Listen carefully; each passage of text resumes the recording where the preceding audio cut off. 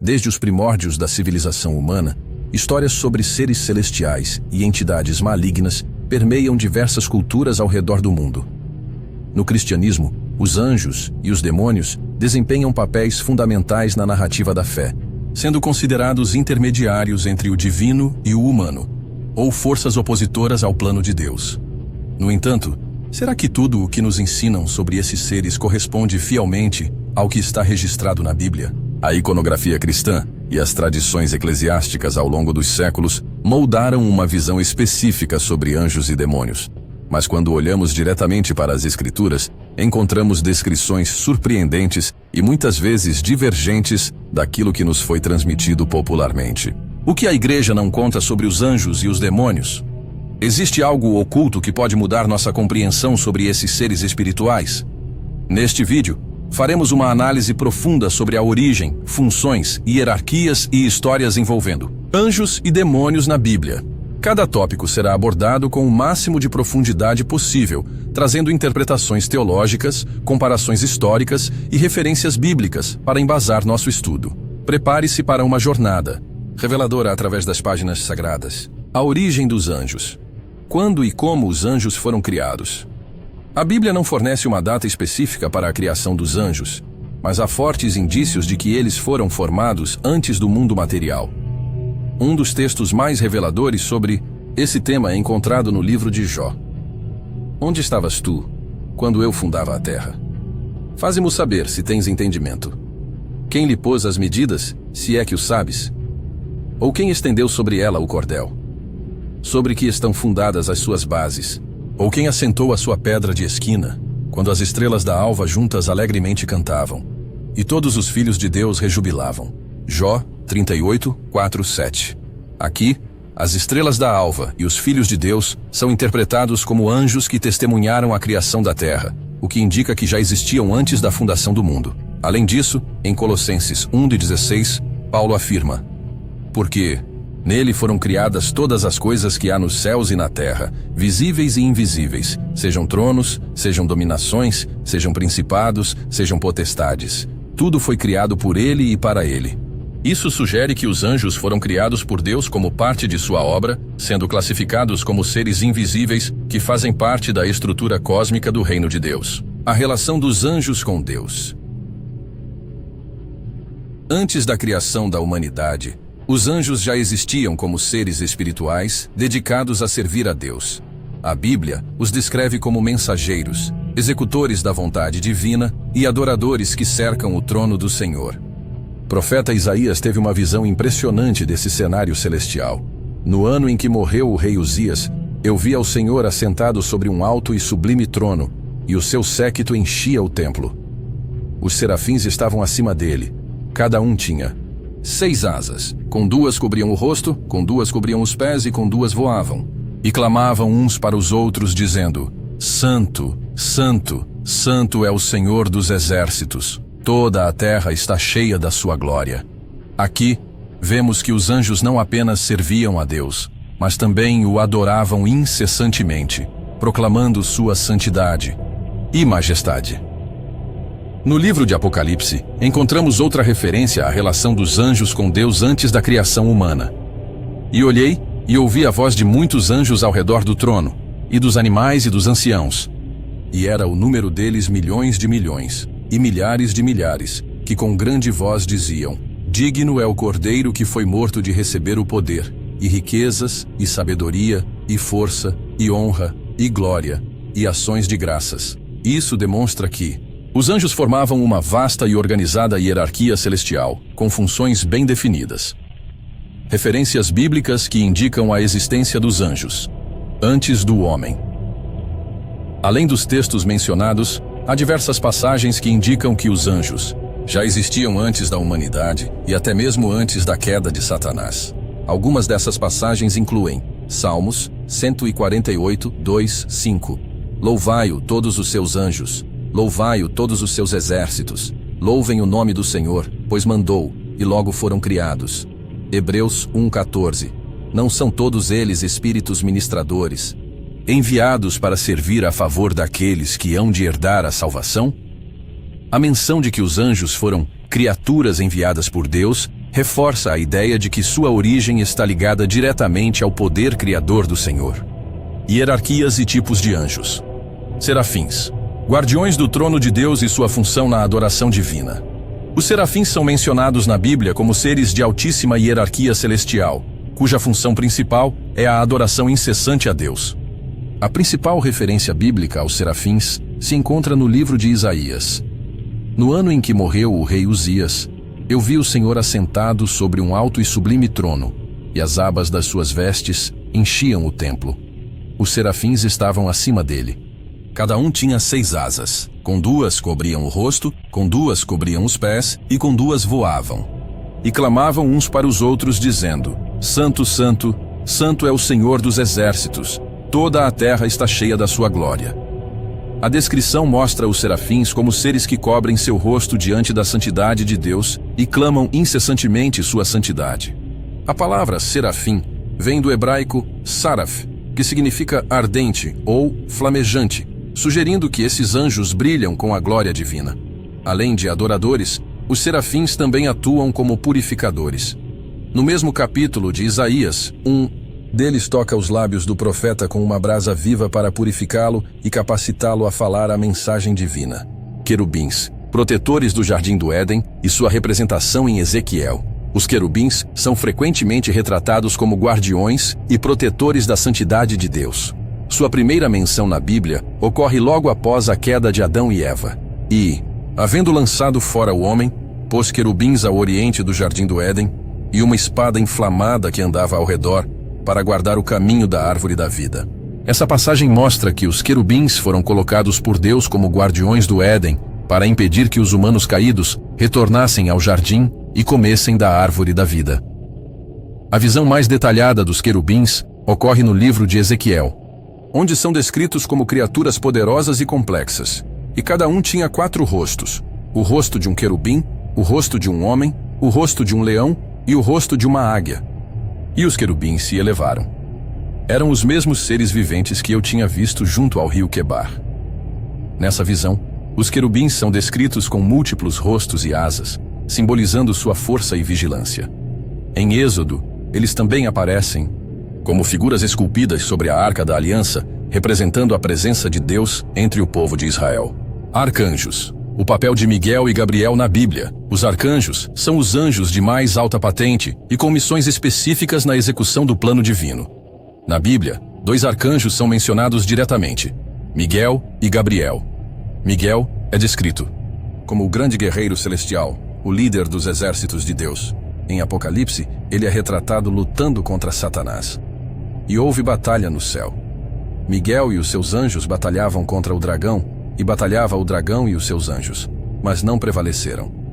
Miguel também aparece em Daniel 10:13, onde é chamado de um dos primeiros príncipes, e é descrito como defensor do povo de Deus. Gabriel é o mensageiro divino, encarregado de anunciar eventos importantes. Ele aparece a Daniel para revelar profecias sobre o futuro de Israel, e no Novo Testamento, anuncia o nascimento de João Batista a Zacarias e de Jesus a Maria. E respondendo, o anjo disse-lhe: Eu sou Gabriel, que assisto diante de Deus, e fui enviado a falar-te e dar-te estas alegres novas. A presença desses 2 arcanjos reforça a ideia de que há funções distintas entre os anjos de alto escalão, sendo Miguel o guerreiro e Gabriel o mensageiro divino. Anjos mensageiros. Exemplos de suas interações com os humanos, além de Gabriel. Há vários exemplos de anjos atuando como mensageiros na Bíblia. O anjo que fala com Agar, Gênesis 16, 7 e 11. Um anjo aparece a Agar, serva de Sara, para confortá-la e anunciar que seu filho Ismael daria origem a uma grande nação. O anjo que fala com Gideão, Juízes 6, 12, 14. Um anjo aparece a Gideão e o convoca para liderar Israel contra os midianitas. O anjo que anuncia a ressurreição de Jesus, Mateus 28, 5, 6. Um anjo aparece às mulheres no túmulo de Jesus e as informa que ele ressuscitou. Esses relatos mostram que os anjos atuam ativamente na comunicação entre Deus e os homens, trazendo mensagens de encorajamento, juízo e revelação. Anjos do juízo. Como executam a vontade de Deus em momentos decisivos, os anjos não são apenas mensageiros e adoradores, mas também executores do juízo divino. Em diversas passagens bíblicas, vemos anjos sendo enviados para punir nações ou indivíduos. O anjo que destrói Sodoma e Gomorra, Gênesis 19, 12 e 13. 2 anjos avisam a Ló sobre a destruição iminente das cidades e posteriormente cumprem o juízo divino. O anjo que feriu os primogênitos do Egito, Êxodo 12, 23. Na última praga do Egito, um anjo destruidor passa pelas casas dos egípcios, matando os primogênitos. O anjo que feriu o exército assírio, segundo a Reis 19:35. Em uma única noite, um anjo do Senhor matou 185.000 soldados do exército do rei Senaqueribe, os anjos que derramarão as taças da ira de Deus. Apocalipse 16. No final dos tempos, anjos serão encarregados de derramar pragas sobre a terra como juízo divino. Esses eventos demonstram que os anjos são instrumentos da justiça de Deus, sendo enviados para executar sentenças contra aqueles que desafiam sua autoridade. Os anjos na história da salvação. A presença dos anjos em momentos-chave da história bíblica. Os anjos aparecem em diversas passagens da Bíblia, desempenhando papéis essenciais na execução da vontade de Deus. Desde a proteção do povo de Israel até a revelação de eventos apocalípticos, esses seres celestiais foram enviados para intervir em momentos cruciais da história da salvação. O anjo que guiou Israel no deserto, após a saída do Egito, Deus enviou um anjo para guiar os israelitas no deserto, garantindo sua proteção e direção. Eis que eu envio um anjo diante de ti, para te guardar pelo caminho e te levar ao lugar que tenho preparado. Guarda-te diante dele e ouve a sua voz. Não lhe sejas rebelde, porque ele não perdoará a vossa transgressão, pois o meu nome está nele. Êxodo 23, 20, 21. Esse anjo era uma manifestação especial da presença divina, conduzindo Israel até a terra prometida e garantindo a proteção contra inimigos. O anjo que anunciou o nascimento de Cristo. No Novo Testamento, um anjo desempenha um dos papéis mais significativos na história da salvação ao anunciar o nascimento de Jesus.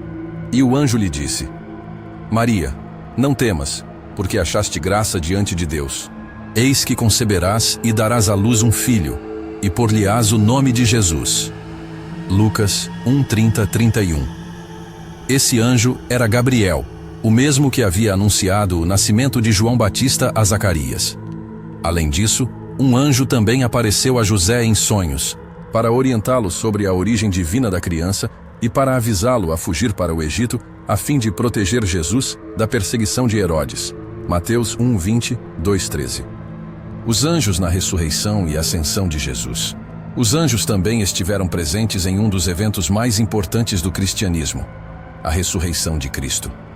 No Evangelho de Mateus, lemos: E eis que houve um grande terremoto, porque um anjo do Senhor desceu do céu, e chegando, removeu a pedra e assentou-se sobre ela.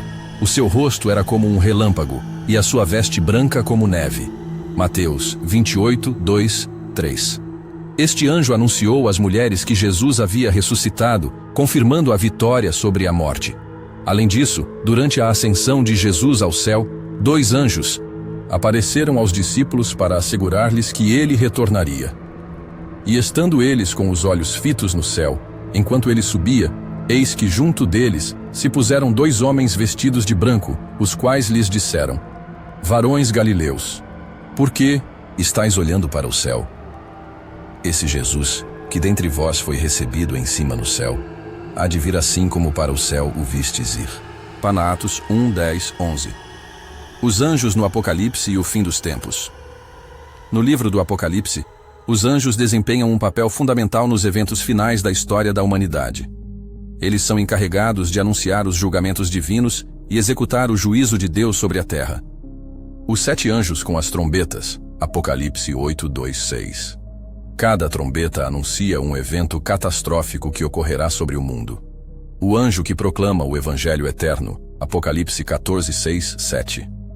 Antes do juízo final, um anjo anuncia ao mundo a necessidade de temer a Deus e adorá-lo. O anjo que prende Satanás, Apocalipse 21, 3. No final dos tempos, um anjo desce do céu com uma grande corrente e aprisiona Satanás no abismo por 1000 anos. Os anjos, portanto, não são apenas mensageiros ou protetores, mas também executores. da justiça divina, atuando nos eventos que culminam no retorno de Cristo e na consumação do plano de salvação. Desde o Êxodo até o Apocalipse, os anjos estão presentes nos momentos-chave da história bíblica, demonstrando sua importância na interação entre Deus e a humanidade. A queda de Lúcifer e os anjos rebeldes. O que a Bíblia realmente diz sobre a queda de Lúcifer? A Bíblia menciona a rebelião de seres celestiais contra Deus, mas não traz um relato direto e detalhado da queda de Lúcifer como é popularmente entendida. A ideia de um anjo poderoso que se rebelou contra Deus e foi expulso do céu é extraída de diversas passagens que, ao longo dos séculos, foram interpretadas como referências à queda de Satanás. A crença na queda de Lúcifer se baseia principalmente na interpretação de passagens como Isaías 14 e Ezequiel 28, que, embora originalmente se refiram a reis terrenos, são vistas como paralelos a uma rebelião celestial. Além disso, Apocalipse 12 descreve um grande conflito no céu, onde um dragão é derrotado e expulso, associando esse evento a Satanás.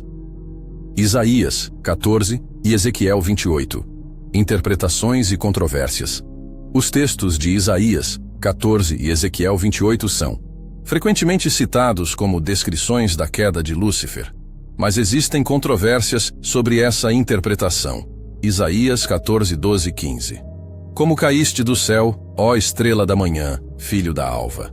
Como foste lançado por terra, tu que debilitavas as nações. E tu dizias no teu coração: eu subirei ao céu, acima das estrelas de Deus exaltarei o meu trono, e no monte da congregação me assentarei aos lados do norte. Subirei sobre as alturas das nuvens e serei semelhante ao Altíssimo, e contudo, levado serás ao inferno, ao mais profundo do abismo. Esta passagem faz parte de um oráculo contra o rei da Babilônia e usa uma linguagem poética para descrever sua queda e humilhação. A frase estrela da manhã, em latim, Lúcifer, deu origem à identificação de Lúcifer como um ser celestial caído. No entanto, muitos estudiosos apontam que a referência original era ao rei babilônico e que a associação com Satanás veio mais tarde, através da tradição cristã. Ezequiel 28, 12, 17. Assim diz o Senhor Deus: tu és o selo da perfeição, cheio de sabedoria e perfeito em formosura. Estiveste no Éden, jardim de Deus, cobrias-te de toda pedra preciosa. Tu eras querubim ungido para proteger, e te estabeleci. No monte santo de Deus estavas. Elevou-se o teu coração por causa da tua formosura, corrompeste a tua sabedoria por causa do teu resplendor. Por terra te lancei. Esse trecho se refere ao rei de Tiro, mas usa uma linguagem que remete a um ser celestial, possivelmente um querubim.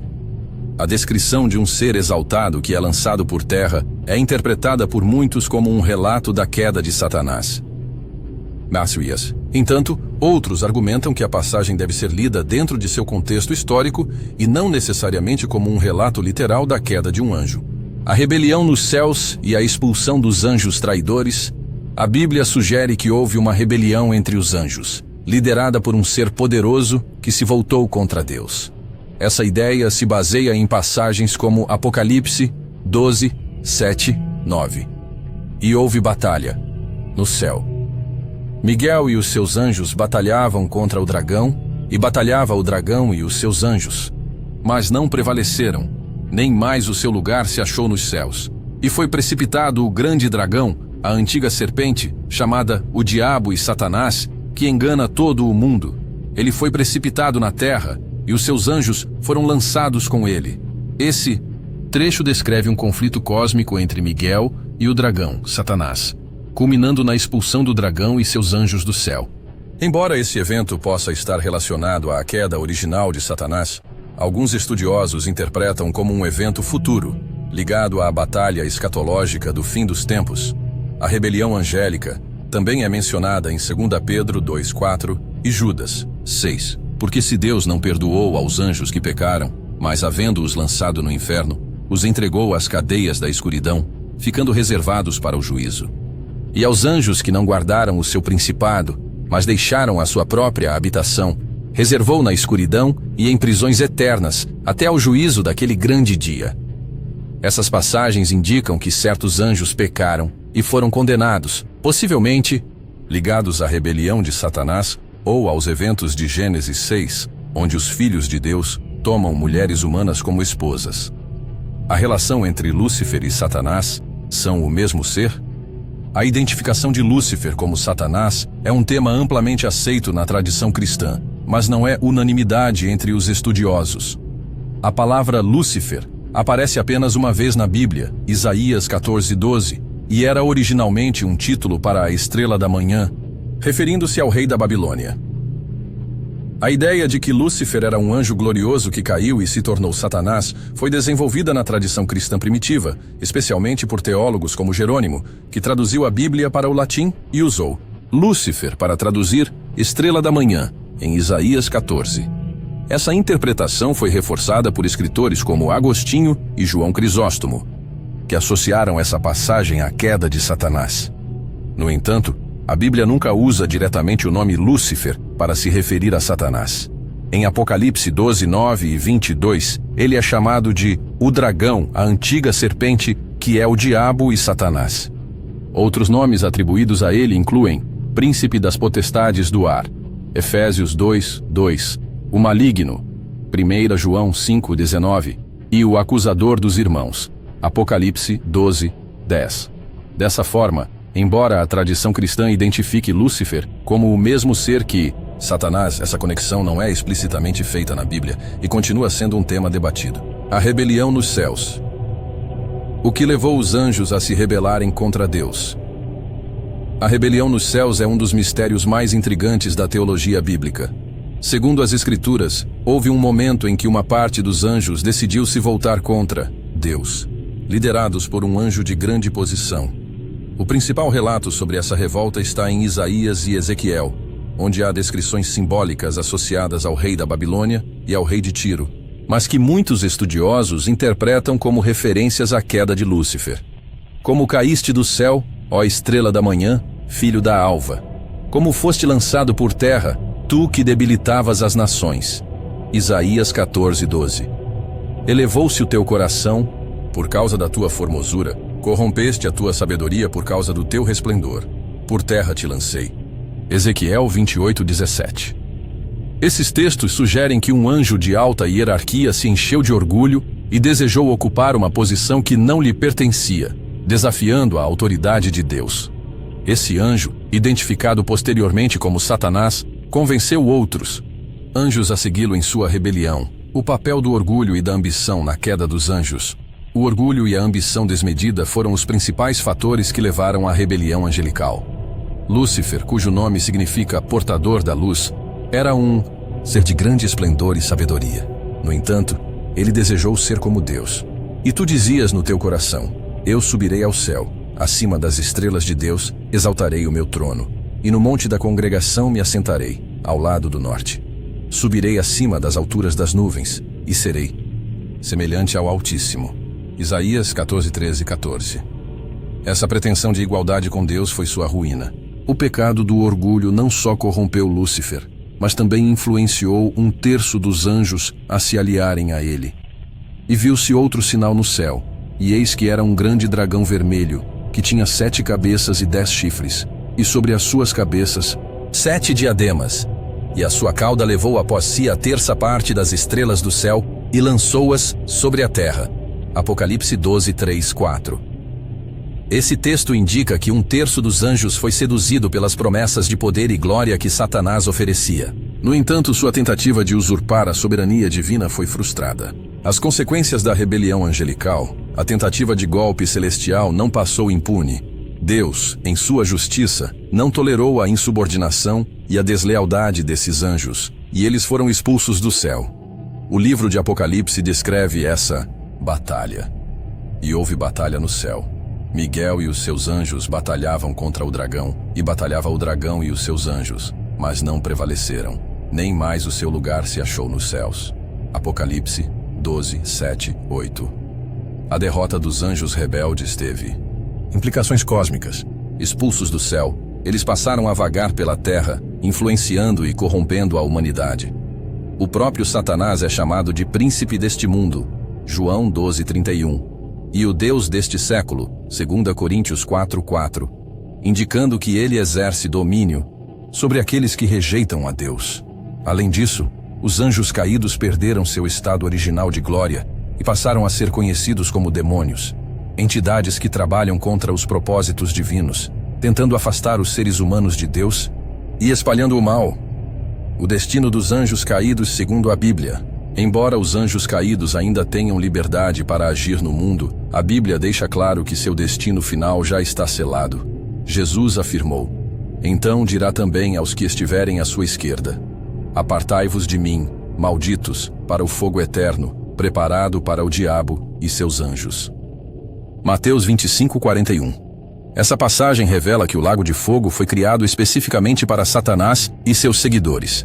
Além disso, Pedro e Judas mencionam que alguns anjos já estão presos aguardando o juízo final. Porque se Deus não perdoou aos anjos que pecaram, mas havendo-os lançado no inferno, os entregou às cadeias da escuridão, ficando reservados para o juízo. 2 Pedro 2:4. E aos anjos que não guardaram o seu estado original, mas deixaram a sua própria habitação, reservou na escuridão e em prisões eternas até o juízo daquele grande dia. Judas 1:6. Isso indica que, enquanto alguns anjos caídos estão soltos e ativos na terra, outros já estão aprisionados em trevas, aguardando a condenação definitiva. No Apocalipse, a derrota final de Satanás é descrita, e o diabo, que os enganava, foi lançado no lago de fogo e enxofre, onde está a besta e o falso profeta. E de dia e de noite serão atormentados para todo o sempre. Apocalipse 20:10.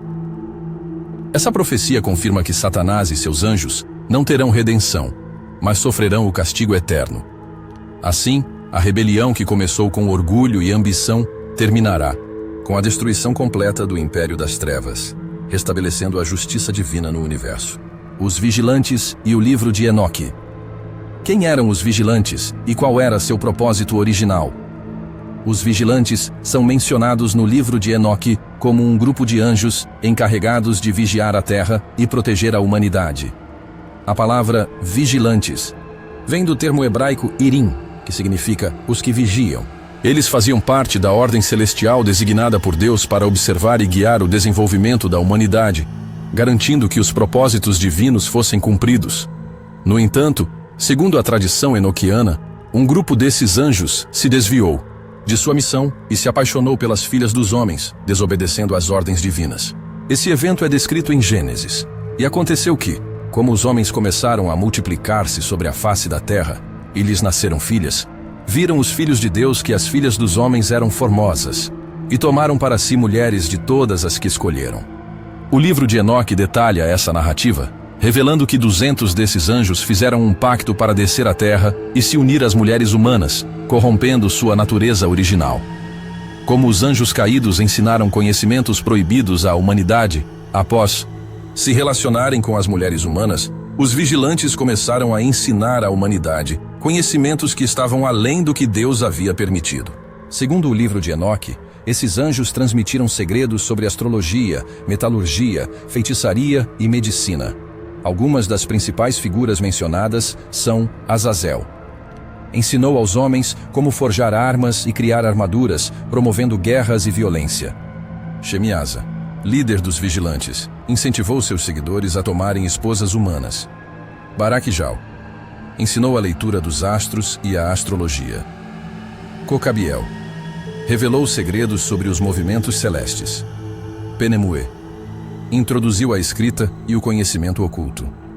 Casdeja ensinou sobre abortos e feitiçarias. Esses ensinamentos levaram à corrupção da humanidade, trazendo caos, idolatria e destruição à terra.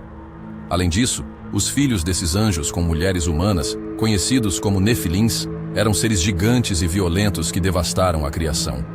A punição de Deus e o aprisionamento dos vigilantes. Diante da corrupção causada pelos vigilantes e seus descendentes, Deus decidiu intervir. No livro de Enoque, o profeta recebe a revelação de que os anjos caídos seriam severamente punidos. O arcanjo Miguel, designado por Deus para liderar o exército celestial, recebeu a ordem de capturar os vigilantes rebeldes. O castigo determinado foi o aprisionamento desses anjos em um local profundo, conhecido como Tártaro ou Abismo, até o dia do juízo final. Essa punição é referenciada no Novo Testamento, porque se Deus não perdoou aos anjos que pecaram, mas havendo-os lançado no inferno, os entregou às cadeias da escuridão, ficando reservados para o juízo. Bugo Pedro 2:4. Além disso, o dilúvio de Noé foi uma consequência direta das ações dos vigilantes e de seus descendentes, os nefilins. Deus decidiu purificar a terra, exterminando a corrupção causada pelos anjos caídos e reiniciando a humanidade. Com Noé e sua família, a relação entre o livro de Enoque e a tradição cristã. O livro de Enoque, embora não faça parte do cânon oficial da maioria das tradições cristãs, teve grande influência sobre o pensamento religioso antigo. Ele era amplamente respeitado entre os judeus no período do Segundo Templo e foi citado diretamente na Epístola de Judas. E destes também profetizou Enoque, o sétimo depois de Adão, dizendo: Eis que é vindo o Senhor com milhares de seus santos. Judas 1:14. A presença desse livro entre os manuscritos do Mar Morto sugere que comunidades judaicas antigas o consideravam sagrado. No cristianismo primitivo, os primeiros pais da igreja, como Tertuliano e Irineu, referiram-se ao livro de Enoque como uma fonte confiável.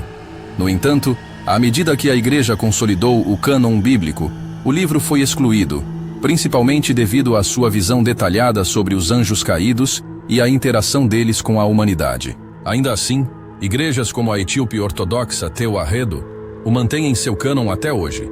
A história dos vigilantes levanta questões sobre a relação entre o mundo espiritual e o físico, bem como o impacto do conhecimento proibido na humanidade. Muitos estudiosos acreditam que as narrativas de anjos caídos e dos nefilins podem ter influenciado lendas sobre deuses e semideuses em diversas culturas antigas.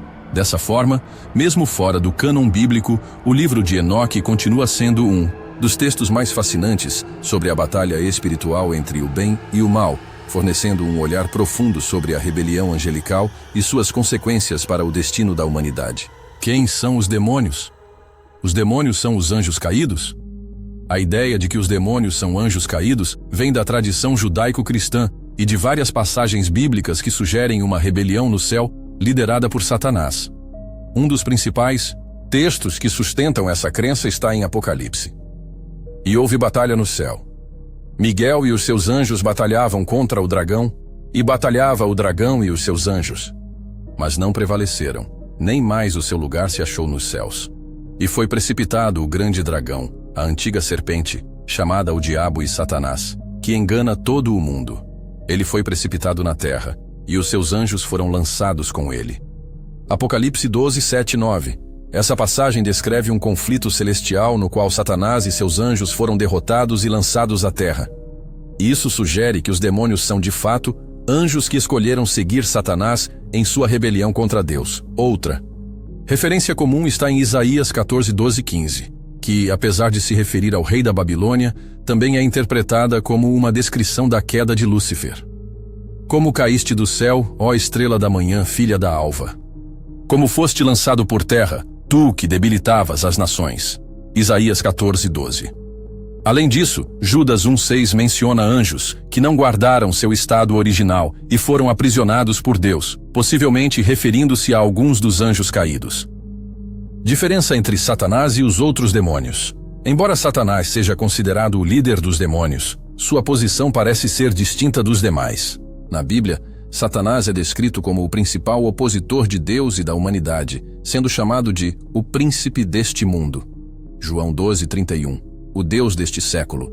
2 Coríntios 4:4. E o acusador dos irmãos. Apocalipse 12, 10. Os demônios, por outro lado, aparecem como subordinados a Satanás, executando sua vontade e influenciando os humanos. Em várias passagens do Novo Testamento, os demônios são descritos como espíritos malignos que atormentam as pessoas. E rogava-lhe muito que os não enviasse para fora daquela província. Ora, andava ali pastando no monte uma grande manada de porcos. E todos aqueles demônios lhe rogaram, dizendo: manda-nos para aqueles porcos, para que entremos neles. Marcos 5, 10, 12. Essa passagem mostra que os demônios possuem vontade própria, mas ainda assim se submetem à autoridade de Satanás e reconhecem o poder de Cristo. O papel dos demônios na Bíblia e no cristianismo. Na Bíblia, os demônios desempenham diferentes papéis, geralmente relacionados à oposição à vontade de Deus e ao tormento dos seres humanos. No Antigo Testamento, há referências a espíritos malignos enviados por Deus para punir ou testar certas pessoas. 1 Samuel 16, 14. Já no Novo Testamento, Os demônios são mais frequentemente associados à possessão e influência sobre os humanos. Jesus frequentemente expulsava demônios como parte de seu ministério, demonstrando sua autoridade sobre o reino espiritual. E percorria Jesus toda a Galileia, ensinando nas suas sinagogas, pregando o evangelho do reino e curando todas as enfermidades e moléstias entre o povo. E a sua fama correu por toda a Síria. E traziam-lhe todos os que padeciam, acometidos de várias enfermidades e tormentos, os endemoninhados, os lunáticos e os paralíticos. E ele os curava. Mateus 4, 23, 24. Além das possessões demoníacas, os demônios também são descritos como promotores de falsas doutrinas. Mas o Espírito expressamente diz que nos últimos tempos apostatarão alguns da fé, dando ouvidos a espíritos enganadores e a doutrinas de demônios. 1 Timóteo 4, 1. Essa passagem sugere que os demônios não apenas atormentam fisicamente as pessoas, mas também influenciam ideologias e crenças para afastá-las de Deus. A influência demoníaca na Terra e seu impacto sobre os humanos. Influência demoníaca pode se manifestar de diversas formas, incluindo tentação, opressão e possessão. A Bíblia nos alerta sobre a atuação de Satanás e seus demônios, enfatizando a necessidade de vigilância espiritual. Sede sóbrios, vigiai, porque o diabo, vosso adversário, anda em derredor, bramando como leão, buscando a quem possa tragar. 1 Pedro 5:8. Os demônios também são descritos como agentes de influência nos governos e nas nações. Em Daniel 10, há uma referência a um príncipe da Pérsia que se opôs ao anjo enviado por Deus, sugerindo uma batalha espiritual nos bastidores dos eventos mundiais. Mas o príncipe do reino da Pérsia me resistiu por 21 dias, e, eis que Miguel, um dos primeiros príncipes, veio para ajudar-me, e eu permaneci ali com os reis da Pérsia. Daniel 10:13. Além disso, o impacto demoníaco na vida das pessoas pode ser percebido em suas ações e escolhas. A Bíblia menciona que Satanás cega o entendimento dos incrédulos, 2 Coríntios 4:4, impedindo que enxerguem a verdade do Evangelho. No entanto, há proteção para aqueles que seguem a Deus. Tiago 4:7 ensina: sujeitai-vos, pois, a Deus. Resisti ao diabo, e ele fugirá de vós. Essa passagem demonstra que, apesar da influência demoníaca, os cristãos possuem autoridade para resistir e se manterem firmes na fé. A oração, a obediência a Deus e o uso da armadura espiritual, descrita em Efésios 6, 10, 18, são formas de se proteger contra os ataques espirituais. Assim, a Bíblia deixa claro que, embora os demônios sejam seres reais e ativos no mundo, aqueles que confiam em Deus e em Jesus Cristo têm poder para resistir à sua influência e permanecer firmes na verdade divina. Satanás, o príncipe das trevas. A evolução da figura de Satanás na Bíblia. A imagem de Satanás evoluiu ao longo das Escrituras, passando de uma figura ambígua a um inimigo declarado de Deus e da humanidade. No Antigo Testamento, Satanás aparece como um acusador e adversário, mas sem o papel totalmente desenvolvido de líder das forças do mal. No Novo Testamento, ele é claramente identificado como o inimigo de Deus e como aquele que busca desviar os seres humanos do caminho divino. No período intertestamentário, influências culturais e religiosas ajudaram a moldar a figura de Satanás como um ser maligno. Escritos como o Livro de Enoque e textos apócrifos descrevem sua rebelião contra Deus e sua queda, o que influenciou a teologia cristã posterior. O diabo no Antigo Testamento versus o Novo Testamento. No Antigo Testamento, Satanás não é retratado da mesma forma que no Novo Testamento. Em livros como Jó e Zacarias, ele aparece como um adversário ou acusador celestial que age sob a permissão de Deus. Um exemplo disso é: certo dia, os filhos de Deus vieram apresentar-se ao Senhor, e Satanás também veio com eles. Jó 1:6 já. No Novo Testamento, Satanás é descrito como um ser maligno que busca ativamente a destruição da humanidade. Ele é chamado de príncipe deste mundo, João 12:31, e pai da mentira, João 8:44, demonstrando seu papel como enganador e opositor de Cristo. O papel de Satanás no livro de Jó. O livro de Jó apresenta uma das passagens mais icônicas sobre Satanás no Antigo Testamento. Ele aparece como um ser celestial que desafia a fidelidade de Jó, argumentando que este só é justo porque Deus o abençoa. Então Satanás respondeu ao Senhor: Será que Jó teme a Deus sem motivo? Acaso não puseste uma cerca ao redor dele, da família dele e de tudo o que ele tem? Tu mesmo abençoaste tudo o que ele faz, de modo que os seus rebanhos estão espalhados por toda a terra.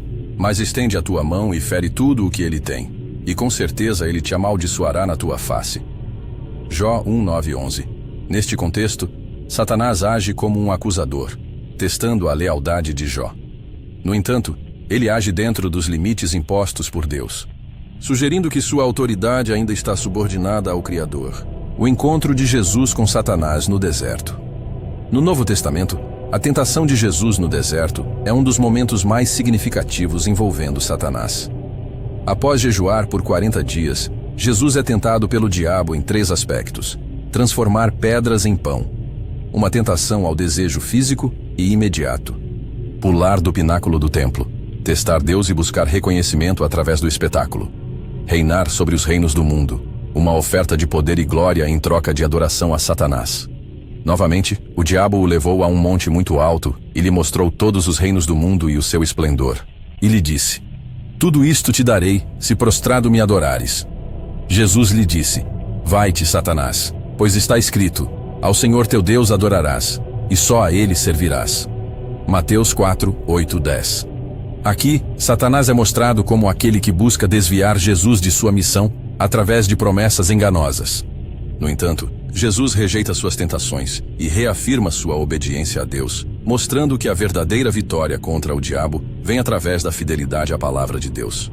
Esses episódios demonstram como a figura de Satanás se desenvolve na Bíblia, passando de um acusador no Antigo Testamento para um inimigo declarado de Deus e da humanidade no Novo Testamento. Satanás representa a oposição ao plano divino, mas sua derrota já está decretada pelas Escrituras. A atuação dos demônios no mundo. Como os demônios influenciam a humanidade segundo as Escrituras? A Bíblia descreve os demônios como seres espirituais malignos que atuam no mundo com o objetivo de afastar a humanidade de Deus e promover o caos e a destruição. Desde Gênesis até Apocalipse, há relatos sobre sua influência e estratégias, engano e mentiras. Jesus descreveu Satanás como pai da mentira, João 8:44. Os demônios atuam semeando dúvidas, distorcendo a verdade e levando as pessoas a tomarem decisões baseadas em enganos. Tentação. Um dos exemplos mais claros da ação demoníaca na tentação humana está na tentativa de Satanás de desviar Jesus no deserto, Mateus 4:1-11.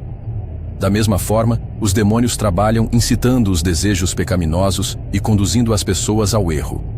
Influência sobre líderes e nações. Daniel 10:13 menciona um príncipe do reino da Pérsia, uma possível referência a uma entidade demoníaca que influenciava governantes e decisões políticas. Produção de falsos milagres e doutrinas. Em 2 Tessalonicenses 2:9-10, Paulo fala sobre o poder de Satanás para realizar sinais e maravilhas enganosas, enganando aqueles que não amam a verdade. A influência demoníaca ocorre de diversas maneiras, mas sempre com o propósito de afastar a humanidade da adoração verdadeira a Deus e promover a destruição moral e espiritual. A possessão demoníaca na Bíblia e na tradição cristã. Possessão demoníaca é um dos aspectos mais assustadores da atuação dos demônios. Nos Evangelhos e em Atos dos Apóstolos, há diversos registros de pessoas possuídas por espíritos malignos. Manifestações físicas e mentais. Pessoas possuídas demonstram comportamentos violentos, autodestrutivos e descontrolados. Em Marcos 5:1-20, um homem possuído vivia entre os sepulcros, gritava e se feria com pedras. Capacidade de reconhecer Jesus e os discípulos. Em Marcos 1:23-26, um espírito impuro reconhece Jesus e clama: Sei quem tu és, o Santo de Deus, força sobre-humana. Em Atos 19:13-16, os filhos de Seva tentam expulsar um demônio, mas são atacados violentamente pelo homem possuído, demonstrando força superior à humana, alteração da voz e da personalidade. Em Lucas 8:30, quando Jesus pergunta o nome do espírito maligno, a resposta vem na primeira pessoa do plural: Legião, porque somos muitos. Na tradição cristã, a possessão demoníaca continuou sendo estudada e combatida através do exorcismo, uma prática mantida por diversas igrejas, especialmente na tradição católica. Os exorcismos realizados por Jesus e seus discípulos, Jesus frequentemente confrontava espíritos malignos e os expulsava com autoridade. Seus discípulos também receberam poder para expulsar demônios. Lucas 10, 17 e 20. Alguns dos exorcismos mais notáveis incluem o endemoninhado de Cafarnaum, Marcos 1, 23, 26. Jesus expulsa um espírito impuro em uma sinagoga, e as pessoas ficam maravilhadas com sua autoridade. O gadareno possuído por legião, Marcos 5, 1-20. Um homem possuído por vários demônios é libertado, e os espíritos malignos são enviados para uma manada de porcos, que se precipitam no mar. A filha da mulher Ciro-fenícia, Marcos 7, 24-30. Jesus liberta a menina de um espírito impuro, demonstrando que seu poder transcende as fronteiras de Israel. O menino possuído que tinha convulsões, Marcos 9, 14 e 29. Jesus repreende um espírito que causava ataques epiléticos no menino, ensinando que algumas entidades só podem ser expulsas com oração e jejum.